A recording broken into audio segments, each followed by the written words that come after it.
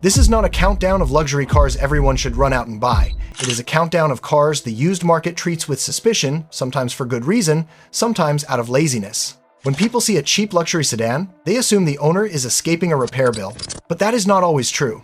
Sometimes the market is just scared of the badge, the electronics, the depreciation, or the fact that sedans are no longer trendy. The goal here is not to tell you what is best. The goal is to tell you what fits. The goldmine is not the badge. The goldmine is the exact configuration.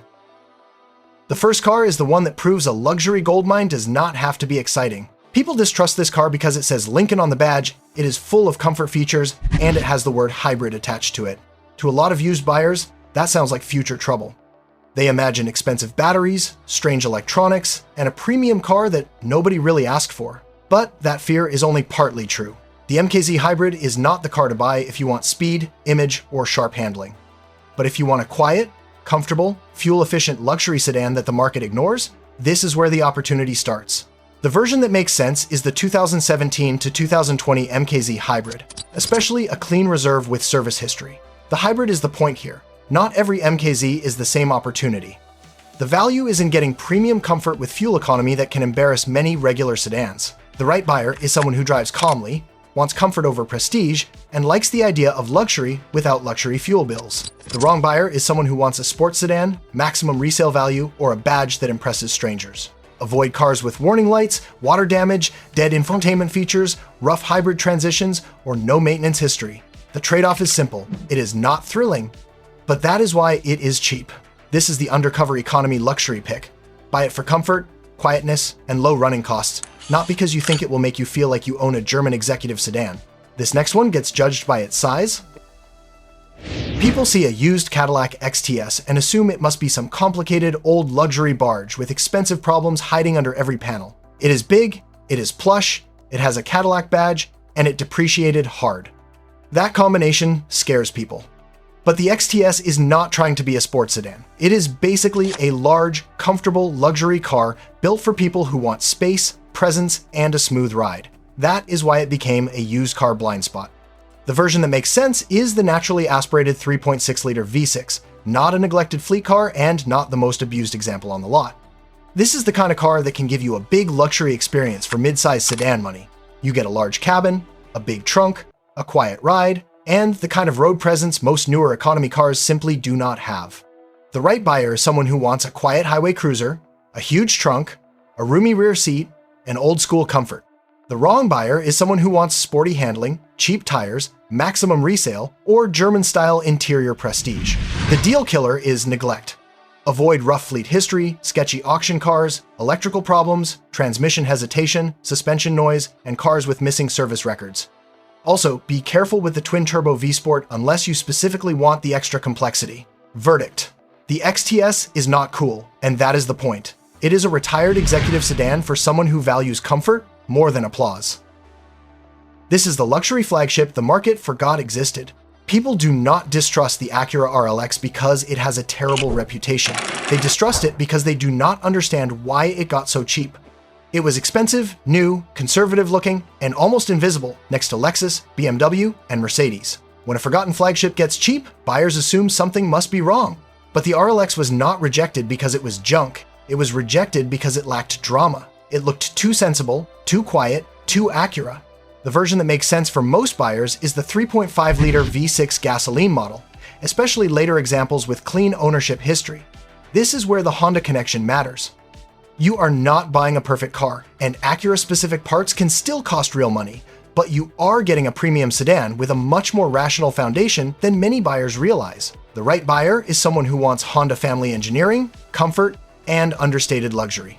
The wrong buyer is someone who needs the latest infotainment, huge aftermarket support, or a car that makes an emotional first impression. What should you avoid?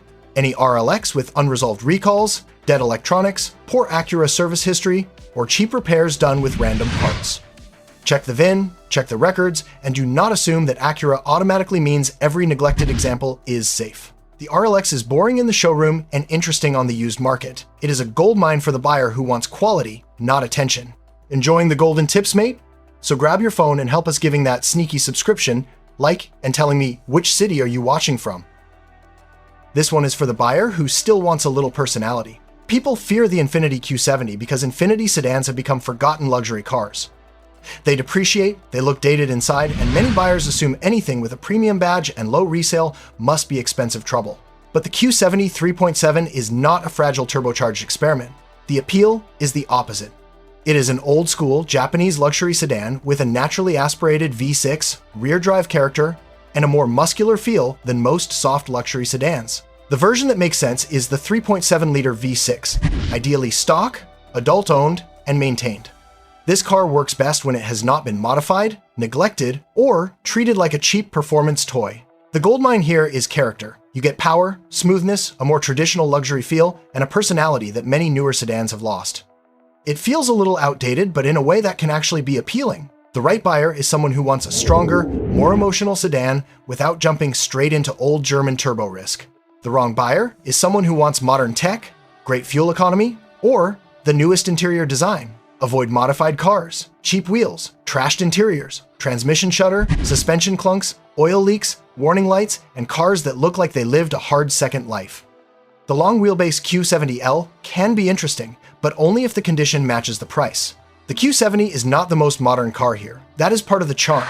Buy the clean 3.7 for character and durability, not for cutting-edge luxury.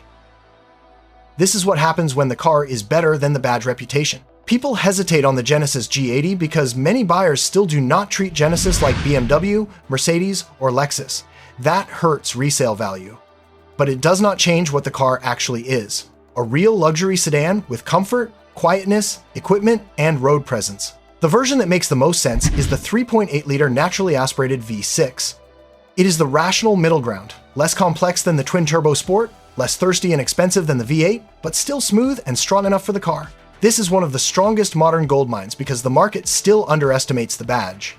You are getting a luxury sedan that feels serious, quiet, and expensive, but the used price often reflects badged out more than actual weakness. The right buyer is someone who wants quiet luxury, strong standard equipment, and does not care that some people still see Genesis as just Hyundai. The wrong buyer is someone who wants badge prestige, sports sedan reflexes, or cheap compact car fuel economy. Avoid neglected examples, accident history, failing electronics, weak batteries, rough shifts, and cars with mystery maintenance. Also check local parts and dealer support, because Genesis ownership can depend heavily on where you live. The G80 3.8 is one of the strongest gold mines here because the market still undervalues the badge. The car is not perfect, but the value is very real. Now we get to the car everyone expects to be a trap. A cheap Mercedes scares normal buyers, and honestly, it should. Not because every used Mercedes is bad, but because a cheap Mercedes with no records can punish lazy buyers fast. This is the car where the right buyer, wrong buyer difference matters most. The fear is simple: expensive parts, complicated electronics, luxury labor rates, and the possibility that the previous owner stopped maintaining it the moment the warranty ended. But the fear is only partly true. The 2014 to 2016 E-Three-Fifty, especially with the naturally aspirated 3.5-liter V6 and documented maintenance, is one of the more defensible ways to enter used Mercedes ownership. This is not cheap ownership in the Toyota sense. That would be the wrong expectation. But it also should not automatically be treated like a guaranteed bankruptcy machine. The key is buying the right example. The right buyer has an independent Mercedes mechanic, a repair cushion, and the patience to buy the right car. The wrong buyer wants Toyota ownership costs, ignores warning lights, and stretches the budget just to get the badge. The deal killer is no history. Walk away from cars that are too cheap, have electrical issues, suspension noises, oil leaks, rough shifting, mismatched tires, or a seller who says it just needs a sensor. A clean E-Three-Fifty can be a gold mine. A cheap E-Three-Fifty with no records is not a bargain, it is the exact nightmare people warned you about. And the final car sounds ridiculous until you actually understand it. A big luxury Kia is a hard idea for the market to accept. That is why the K900 became almost invisible. It had no prestige badge, no social status, no strong resale value, and no reason for badge-conscious luxury buyers to take it seriously. But that rejection is the opportunity. The K900 is a real, full-size, rear-wheel drive luxury sedan. It was expensive when new, loaded with equipment, and built to prove Kia could make something far beyond an economy car. The version that makes the most sense depends on the buyer. The 3.8-liter V6 is the more rational choice because it runs on regular fuel and returns better mileage. The 5.0-liter V8 is the emotional choice, but it drinks more and adds cost. Both versions used an 8-speed automatic, and the car was rear-wheel drive only. The right buyer is patient, realistic, and wants flagship comfort without flagship status. The wrong buyer wants easy resale, common parts everywhere, and maximum practicality. Avoid cars with unresolved brake system recalls, weak electronics, missing records, suspension issues, or owners who treated it like a cheap Kia instead of an expensive luxury sedan. The K900 is rare, and rare cars require patience. This is the strangest goldmine on the list. It is not for everyone, but for the buyer who understands it, the K900 delivers a level of comfort and equipment the market forgot to price correctly. The lesson is not that cheap luxury cars are secretly always reliable. That is how people get burned. The lesson is that the market often overreacts. It sees depreciation, electronics, and an expensive-looking badge, and it assumes disaster. Sometimes the market is right, but sometimes it leaves money on the table because buyers are scared of the wrong thing. The goldmine is not the badge. The goldmine is the exact configuration. The right year, the right engine, the right maintenance history, the right condition, the right price. Used luxury does not forgive lazy buyers. These cars can be absolute gold mines, but only when bought with inspection, patience, and records. The wrong buyer will call them unreliable money pits. The right buyer will understand why everyone else ran away.